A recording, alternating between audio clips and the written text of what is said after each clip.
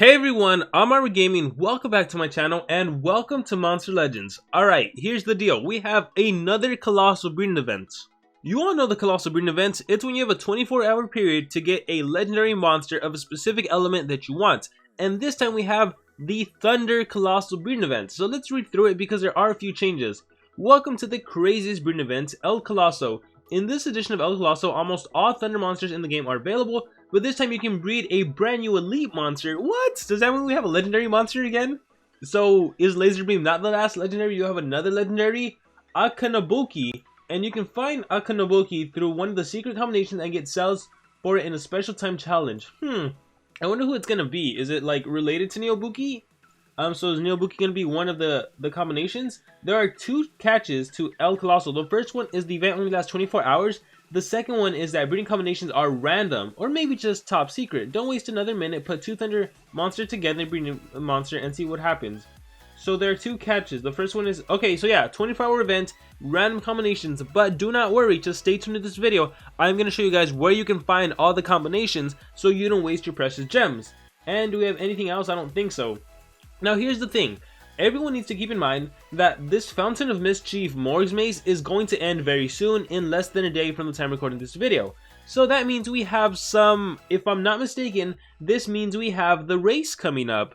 And so what you need to make the decision is, do you want to waste your precious gems on breeding legendary Thunder monsters, or do you want to use your gems for the race? Now here's the thing, some players might be super mad like, oh, SocialPoint, why is there a 24-hour event during the wait, actually, is it gonna end? It might end already because I woke up late.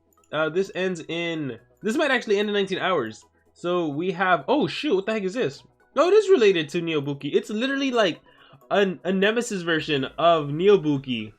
Oh, that's tight. I love it. Expand your collection. You'll be awarded in this Legendary Overlord Time Challenge to obtain a legendary monster, a new elite monster, be remember, vaults, blah blah blah.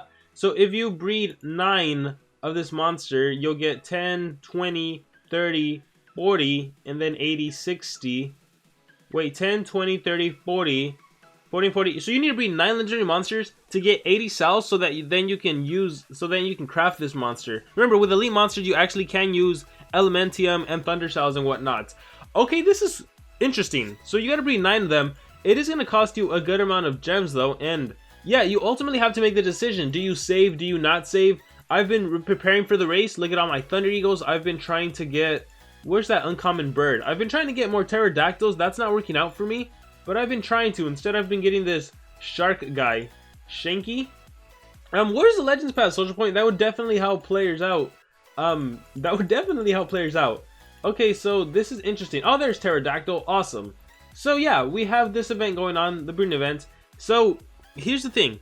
Because this event is 24 hours and we have the race going on as well, or coming up, you have to make the decision, is it worth going for a legendary monster, or do you want to use your gems for the race? Alright, one of the best things about being, and I know I've spent money in the game, but one of the best things about having this free-to-play mindset is that a lot of times you don't have the option of getting everything in the game, so you always have to be strategic on what you choose. This is why, if you saw my account for the longest time, when I had level 10 runes, I wouldn't equip them on a monster, because I had to think, oh no, I'm going to have to spend gems to remove that level 10 rune, so I wanted to make sure I didn't put it in the wrong monster. If you check my baby account, I have some level 10 runes that I still haven't placed on any monster, because I need to make sure they go to the right monster. So having this free-to-play mindset, I personally don't get affected by these things. Like, some players see this and it's like, oh yeah, SocialPoint, they're trying to make players waste their gems, so that they can spend a bunch of gems during the Colosal event, and then they're going to buy more gems during the race. Of course, they're a business, that's what they need to do. But from the player perspective, you get the option to choose. Are you going to waste gems for legendary monsters? Yeah, there's a brand new elite monster. Is it worth getting?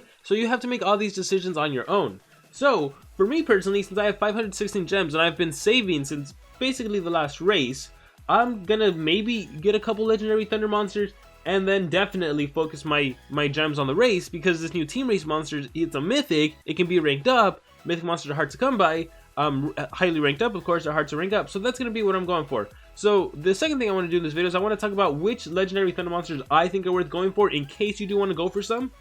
So let's talk about them.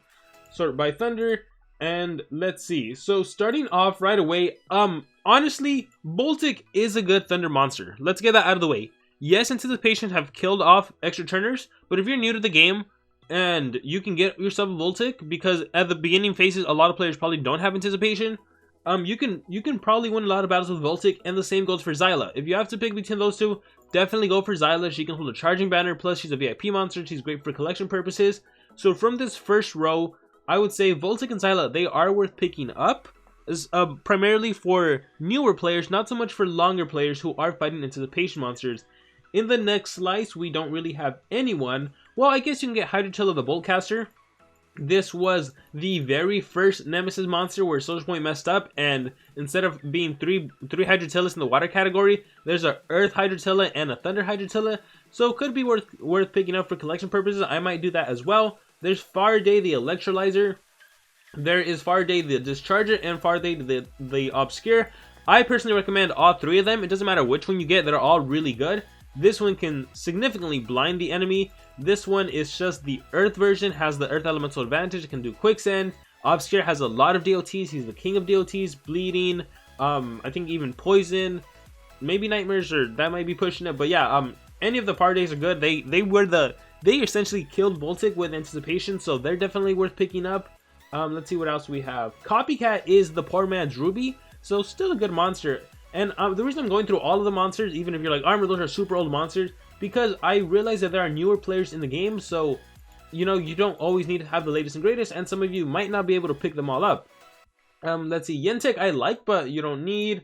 Talonate is like an exclusive monster, I think. I wonder if she's still exclusive. She used to be available only in the team shop. Never really used her myself. Let's see, Toshiro, Warmaster Bari, Storm. Neobuki. Neobuki is literally one of my most favorite Thunder monsters. She is incredibly unique, because she has this trait right here. It won't be affected by positive effect removal. So if you have Neobuki and Evasion, you keep that Evasion guaranteed, which is why I like to run a 3-strength Neobuki with like a Remntar, and you get a guaranteed churning with Neobuki. You could potentially kill the enemy monster. If you have, if you give this monster a boost, even better, right? So you can literally partner up with like Remntar, a monster that can give triple damage, and then Evasion. So luckily Evasion will stay on. The monster that gives triple damage, it gives it to Neobuki. The enemy can try to remove it, like they could have Wormlad and try to remove it, doesn't matter. You're gonna attack with triple damage. So it's awesome. Neobuki's a monster I think is worth picking up. I might pick mine up so I can get mine to rank 5. Unfortunately, Wildbird is not available, but he'd be worth picking up. And wow, we actually don't have that many monsters. So the number one monster I would say to get is Hornet. Hornet is a meta monster. Hornet is a meta monster because at rank 1 you get Dodge Area, and at rank 3 you get Anticipation. That is phenomenal. The fact that you have Dodge Area and Anticipation, his support skill set is so great. He's my number one pick from all the monsters that are available. So pick yourself up a Hornet. Here's the new monster, Akunobuki. Cool, let's see what she has. Tough, immune to possession. Oh my gosh, it is another Neobuki who's also immune to possession and has tough. Wow, this is definitely worth picking up as well, but of course it's a new one. So yeah, 9 legendary monster, it appears like, in order to be able to get her from just the time challenge, because you need to get at least 9. Oh my gosh, but she's an elite monster. She probably has a skill set 4, so I gotta go digging and see what I can find. Expand your legendary collection, you'll be rewarded in this legendary overtime challenge, blah blah blah. A new elite monster. Monsters sold directly from the hatchery won't award any points. Oh wait, please remember to place your monster in the habitat or in your vault if you want to count. So do not sell the legendary monster, you have to place it. And I found this really quickly, so just a heads up to everyone. This is from one of the developers. I got some information to share. Together with the event, there's a time challenge. On this time challenge, the points are given when a legendary monster is hatched, not only bred. Remember, only hatch monsters from hatchery to habitats. For some reason, the vault is not counting. So ignore what it says right there. You have to place a monster in an actual habitat for you to get the points. Alright, so I'm glad I put that out there so now all of you know. I wonder what else we have going on. Grand Duel. I am not even going to mess with the Grand Duel. Rune Lords. Oh yeah, I got to pick up my level 10 rune. Got to make sure I place top 5,000 to get some extra gems. And yeah, now I am going to show you guys where you can find all of the combinations so you don't waste your own gems. Okay, it is super important to always reference this. There's going to be a link in the description. So once again, you do not waste your own gems. So 1, 2, 3, and here we go. This is a Google Docs of all the combinations, essentially. I did not put this up there. I will put in the description below who made this. It's very awesome. We had this in the last video as well. So basically, on the left hand column, it shows you the monster 1 and then B. So monster 1 and 2, those are the monsters required to breed whoever you need. So for example, if you breed Inquisitor Fullman with Faraday the Electrolyzer, you get yourself a Stormbeard. If you do Exoskeo and Teskata, you get Xylo the Faithful. So then they even went ahead and answered what monsters are worth getting. So let's see if we kind of agree with them. So the main ones, so obviously Stormbeard, he's a quest monster, so if you need him for a quest, go for it. Xylo, the VIP monster, go for it. And then we have the Nemesis monsters all for collection. Discharge and Obscure, they're very good. The new one, yeah, so basically my agreements. So Hornet is literally the #1 only thunder monster you should be going for, and then of course Neobuki as well, and the rest are unfortunately not breedable. And then all the other combinations, they are not worth it, unfortunately. Sorry all thunder monsters, they are not worth it. Now again, I threw some out there in case you're a newer player and you don't have access to all the monsters that, like, if you don't have the combination for Hornet and Neobuki, that's fine. Like again, if you're a new player, get yourself a Voltic if you can. If you can get yourself a Copycat, I would say for top players, not worth it, but if you can, go for it. But I am definitely going to be going after Hornet, and Hornet and Neobuki to get them to rank 5. Hornet, I need to get mine to rank 3, is going to work. By the way, if you have Armor Claw, get yourself a Hornet. Hornet and Armor Claw are a deadly combination together. You want to pick them up. So as of right now, there's not too many combinations out there. Just reference this later. Hopefully, those of you that buy the Legends Pass, that comes out later, because that'll help with hatching, because sometimes there's a hatching discount. So yeah guys, with that being said, we have a new monster. I'm gonna find out more information about the monster, make a video on it. I hope you guys enjoyed this video, and I will see you all next time.